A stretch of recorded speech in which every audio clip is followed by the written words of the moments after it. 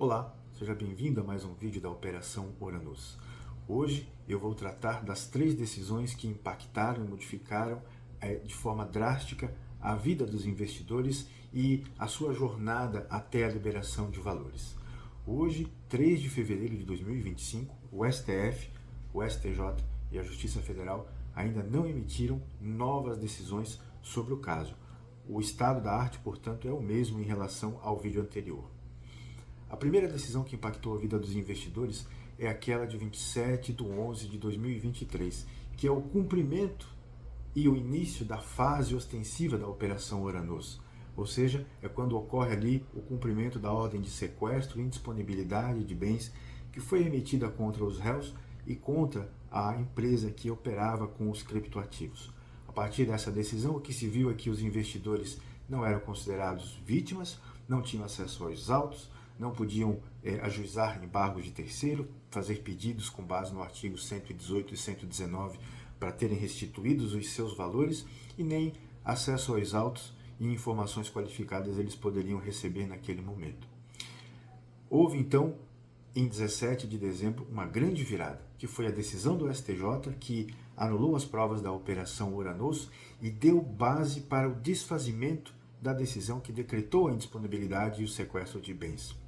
A partir dessa decisão do STJ, ficou possível ao investidor ajuizar um pedido autônomo e independente diretamente ao juiz federal criminal para pedir a aplicação célere dos efeitos da decisão do STJ. Ou seja, aquela decisão possuía um efeito cascata, um efeito dominó e atingiria não apenas as provas da Operação Uranus, mas a própria decisão que decretou o sequestro e a indisponibilidade de bens.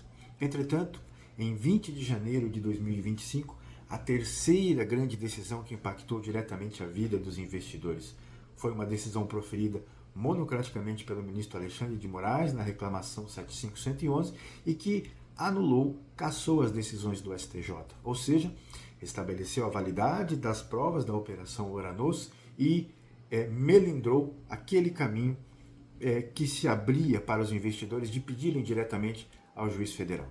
Entretanto, ainda que pareça um retrocesso essa decisão do ministro Alexandre de Moraes, a verdade é que essas idas e vindas de validades e invalidades da Operação Uranus, elas delinearam, elas revelaram um caminho autônomo e independente para os investidores e que se desdobra em 3 fundamentos.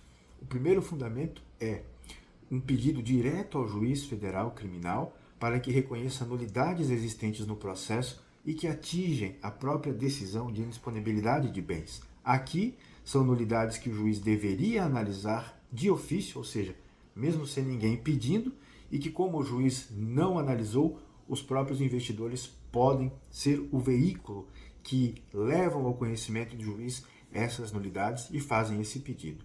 Se isso for acolhido, a Operação Uranus tem as provas anuladas novamente e a decisão de bloqueio de bens deve ser desfeita. Esse é o fundamento número 1. O fundamento número 2, que é independente também, se relaciona ao excesso de prazo de duração do bloqueio de bens. A Constituição Federal, ela determina que qualquer investigação, qualquer ação penal e também medidas cautelares criminais tenham início, meio e fim.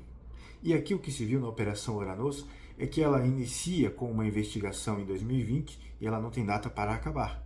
Hoje, até o presente momento, não se sabe se teve crime, quais crimes teriam sido praticados, quem são efetivamente os responsáveis e o que eles teriam feito de errado.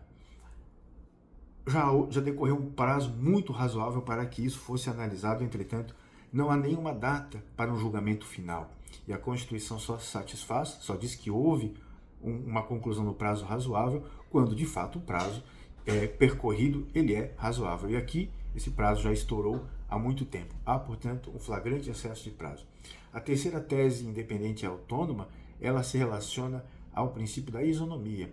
Por quê? Como já disse aqui algumas vezes, se os réus que em tese cometeram crimes podem fazer saques mensais de valores com base na garantia da sua subsistência, por que razão isso não poderia ser possível em relação aos investidores que não são investigados e não recai sobre eles nenhuma acusação de culpa ou de cometimento de qualquer ilícito?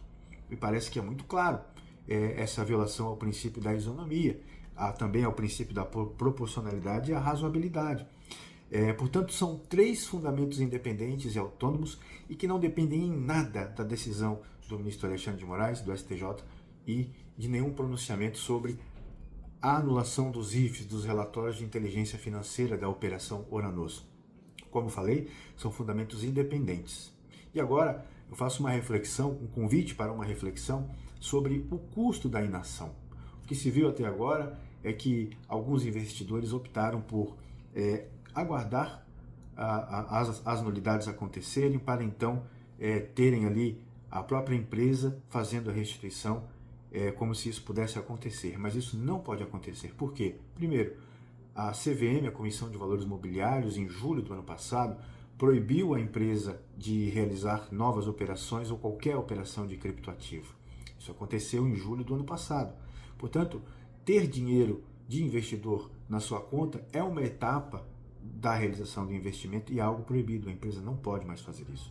O segundo fundamento, que mostra o custo da inação, da inatividade do investidor, está relacionado à existência de diversas liminares e sentenças contra a empresa e que determinam um bloqueio de bens. Ou seja, se o dinheiro passasse pela conta da empresa, fatalmente seria abocanhado imediatamente e não sobraria praticamente nada para aqueles investidores que nada fizerem.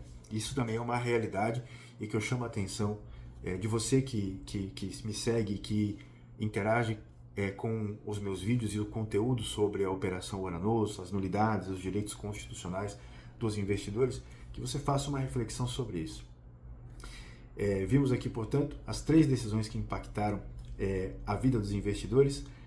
27 de novembro de 2023, o início do bloqueio de bens.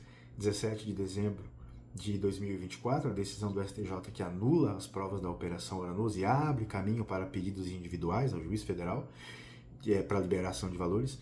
E a decisão do ministro Alexandre de Moraes, que aparentemente é um retrocesso porque anulou a decisão do STJ, mas que, na verdade, como vimos, ela revela a existência de caminhos independentes e autônomos para que o investidor faça um pedido, ou melhor, 3 pedidos distintos e autônomos ao próprio juiz federal criminal, visando obter a liberação dos seus valores.